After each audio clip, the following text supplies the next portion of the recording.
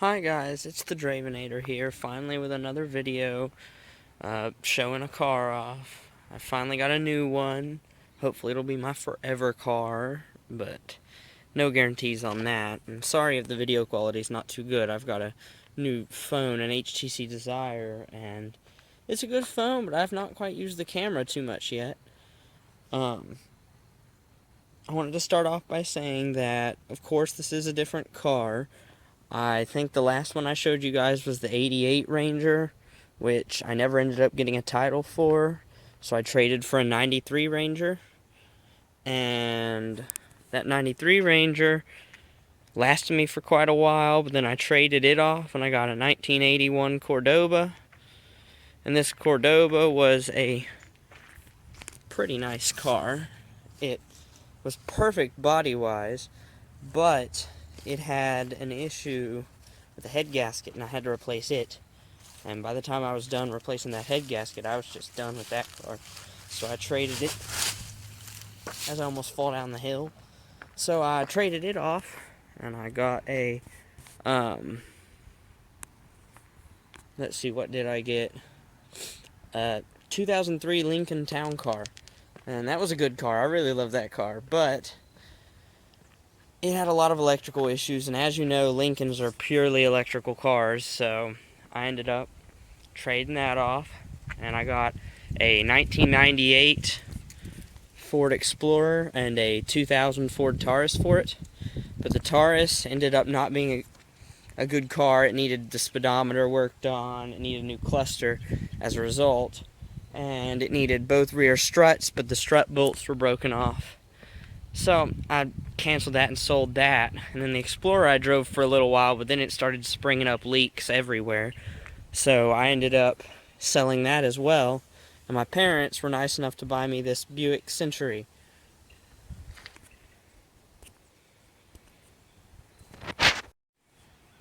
Sorry for the brief pause. I got a cell phone call, and of course I had to stop it then. I ended up getting this Century. It's a 2001 Buick Century. It's got 170,000 miles on it, and it's got the typical 3100 GM issues of the piston slat making the issues whenever it's cold, and the rocker panel's rusting out. And really, the rocker panels are the only thing I got to worry about. The driver's side, it ain't bad at all. You got that, and then right back there is the only real bad spot, as well as beneath it, it's got that weld that's going bad. And the camera's in a really bad place on this phone, so excuse my friggin' finger getting in the way of it. It's this side that's bad. I parked in a bad spot to look at it, but this passenger side is just completely gone. I mean, none of that's stable anymore. You can touch it and it starts flaking off, which is never a good thing. So, in order to pass inspection, gotta get that fixed, and I found a guy who'll do it for $800, which sounds like a lot, but it's actually a deal, considering.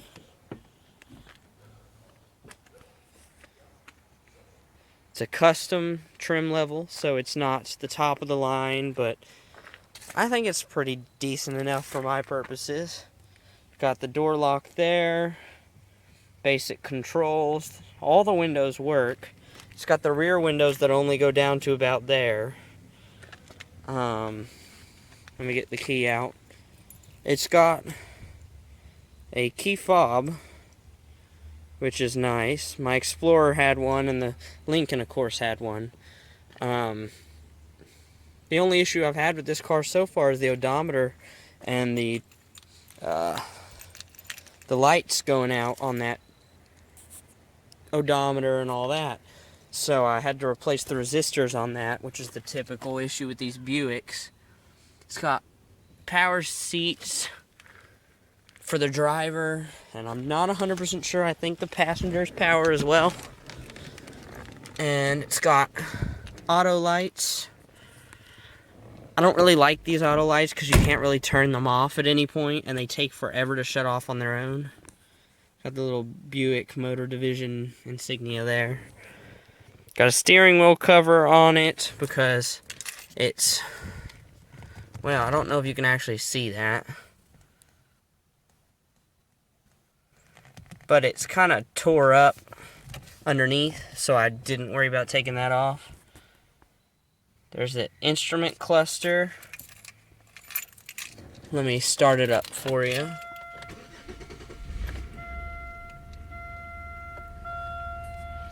I only ended up putting in 2 of the resistors, so I guess it's a little dull, but it's still working fine for my purposes down there with the odometer.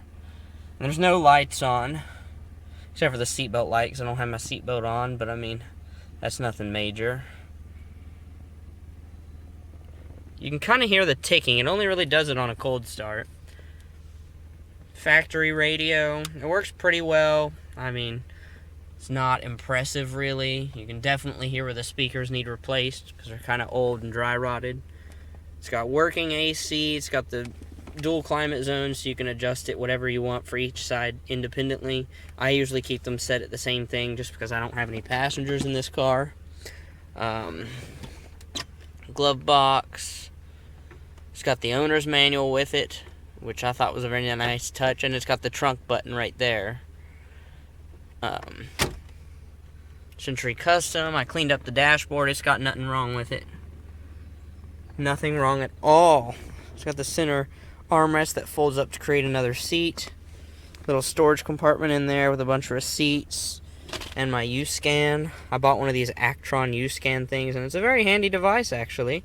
It can do a lot of stuff, and you can buy more functions for it, and you don't really need to have all of them if you don't need them, which is handy because typical scan tools are usually quite expensive, and I have a part-time job at McDonald's, so I don't necessarily have a lot of money to spend on anything. It's got the pedal for the emergency brake. Not a fan of the pedal, but I mean, what can you do? All the cars I've ever owned have the pedal. Got my school stuff in there right now, so excuse the mess, but it's got no holes in the back seat, relatively comfortable in the back seat, and you got a decent amount of room.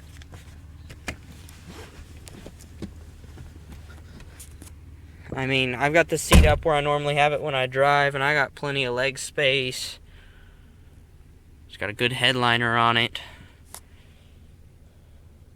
I need to clean these back doors. I've cleaned up the front so that it's nice and shiny, but I haven't done anything to the back.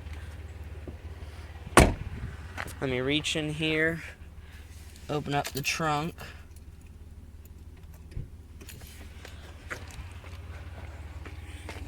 It's got a driver's side fuel filler.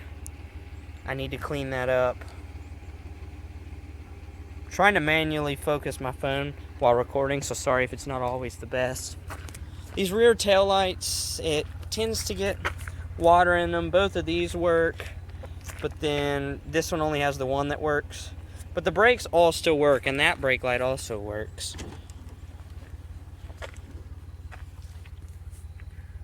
Got the basic details about the car. Bungee cord, I don't know what that's doing there. I guess just for storage. It's relatively clean on the trunk latch or trunk channel for the water to flow through, which is good because then it won't rust. And it's got a decent amount of trunk space in it. It's not as big as my 81 Buick or my Cordoba might have been, but it's still a pretty hefty amount of storage space for one person who doesn't have a lot to carry. It's been ticking more recently. I don't know why. I should probably open up the hood first. That would help.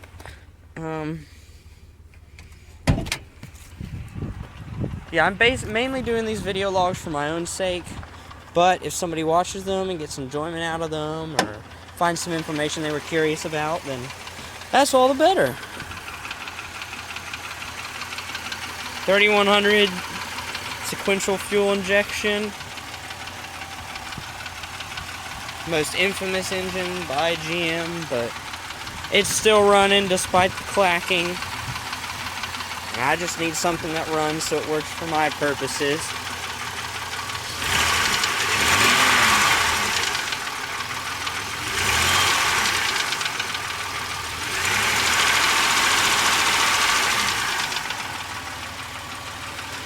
Yeah, it's quite noisy, especially since it's relatively cold right now.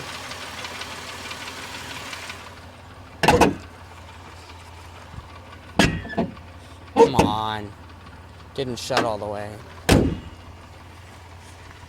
Then yeah, that's my 2001 Buick Century Custom. See you guys next time.